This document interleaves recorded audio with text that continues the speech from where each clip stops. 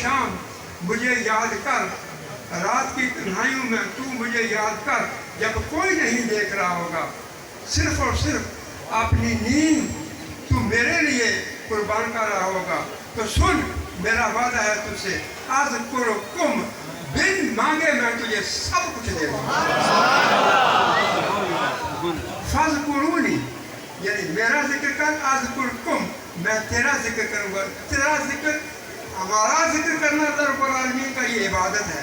تو رب العالمین کا ذکر کرنا مراد یہ ہے کہ میں تیرا چرچا کر دوں گا، میں تجھے مشہور کر دوں گا، اور میں تجھے وہ عزت دوں گا کہ دنیا کا بادشاہ بھی، شہنشاہوں کا کوئی شہنشاہ ہو تو بھی تیری عزت وہ تجھ سے نہ لے سکے گا، کیونکہ میری عطا، میں ان اللہ علی کل شیء قدیر ہوں، میں ہر ایک چیز پہ قدرت رکھتا ہوں۔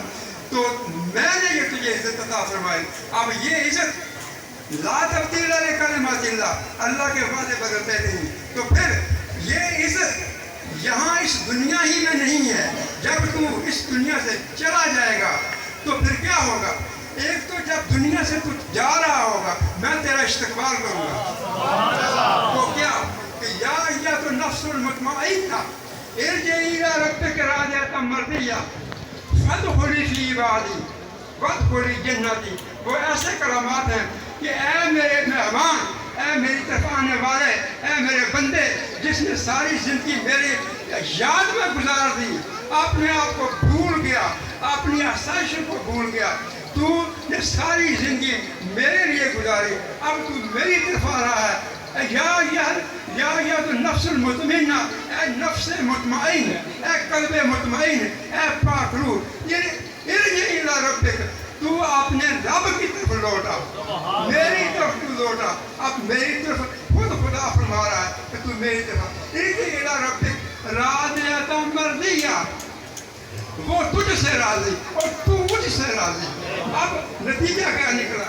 یہ تو دنیا کی زندگی تھی، اب جو آنے والی زندگی ہے، جو ہمیشہ کے لیے زندگی ہے، اللہ رب العالمین فرماتا ہے اب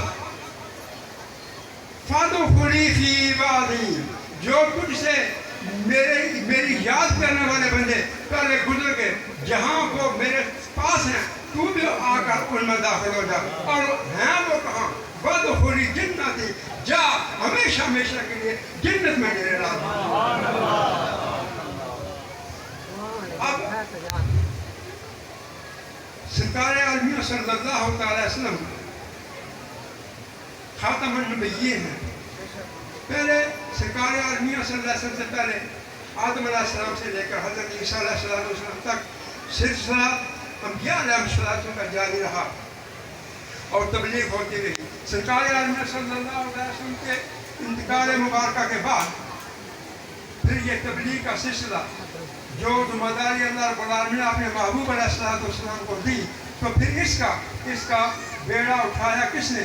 حضرت صدیق اکبر ابو بکر صدیق اکبر نے، اور پھر وہ خلافت کی ذمہ داری بہترین، جتنی بہترین اور کمال ہو سکتی ہے حضرت صدیق اکبر نے اس کا حق ادا کیا۔ اس طرح یہ خلافت حضرت فاروق اعظم، عثمان غنی مولا کائنات، اور حضرت حسن مجتبی جو حضرت مولا کائنات کے صاحبزادے، بڑے صاحبزادے ہیں، یہاں تک یہ خلافت راشدہ تسلسل کے ساتھ آئی۔ تو آگے اللہ رب العالمین نے اپنے صالحین بندوں کو پیدا فرمایا، اور ان صالحین اپنی کوششوں سے اللہ رب العالمین کی مہربانی اور عطا سے سارے لوگ پیدا کیے۔ اب دیکھیے حضرت خواجہ غریب نواز، حضرت معین الدین چشتی رحمۃ اللہ تعالیٰ علیہ، آپ حیران ہوں گے نام سن کر، آپ کے مرید ہیں حضرت بختیار کاکی، اور آپ کے مرید ہیں حضرت بابا فرید گنج بخش رحمۃ اللہ تعالیٰ علیہ، حضرت بابا فرید۔ آپ بابا فرید کا نام کتنا مشہور ہے، لیکن یہ کیا ہے؟ یہ حضرت بختیار کاکی کے مرید اور خلیفہ۔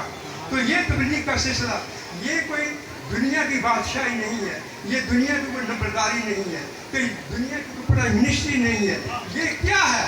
یہ ہے رب العالمین کے حضور عجز انکساری، اللہ رب العالمین کے حضور اس کی عبادت کرنا، راتوں کو جاگنا، اور یہ پیغام تبلیغ جو ہے دوسروں کو پہنچانا، یہ آسان بات نہیں ہے. بابا جی عباس علی شاہ رحمۃ اللہ علیہ خلیفہ کس کے تھے؟ یہ خلیفہ تھے سید امام علی شاہ رحمۃ اللہ تعالیٰ علیہ کے.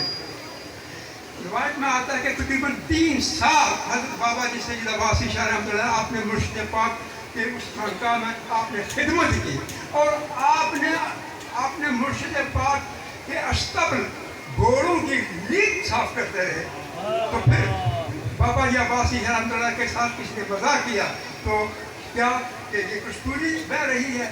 تو جب آپ واپس اپنے مرشد کے پاس آئے, سید امام آپ کو یہاں کشف ہو چکا تھا, تو حضرت سید امام علی شاہ نے پوچھا عباس علی شاہ کیا بات ہے؟ کسی نے کیا کہا؟ کہ آپ نے فرمایا یا حضرت کچھ بات نہیں, سنتے رہتے ہیں ایسی باتیں, کیونکہ آپ کے گھوڑے تھے, آپ صفائی کرتے تھے, مرشد کا گھر تھا تو آپ کو اس پر فخر تھا. آپ فرمایا نہیں عباس علی شاہ نہیں, بات یہ نہیں ہے, بات یہی ہے کہ اس نے کہا تیری کستوری بہہ رہی ہے, خدا کی قسم تیری واقعی کستوری بہہ گئی. اب ہم سے جاؤ اور جہاں بھی جاؤ گے تمہاری دین کی کستوری کی خوشبو لوگ تم سے لیتے رہیں گے. اب میں اختصار سے بات کر رہا ہوں. اب میری صحت پچھلے دنوں میں فروری کے مہینے میں مجھے ہارٹ اٹیک ہوا, جو سب آپ جانتے ہیں. تو اس کے بعد ڈاکٹر نے بھی کہا کہ تقریباً ہزاروں میں ایسے ہوتے ہیں جن کو ہارٹ اٹیک ہوتا ہے.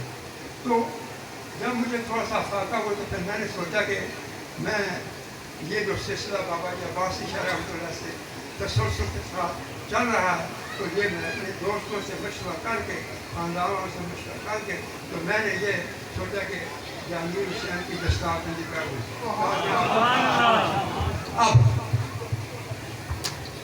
دیکھیے جہانگیر حسین کی خوش بختی کیا خوش بختی ہے. دادا موجود نہیں, دادا کا بھائی موجود ہے.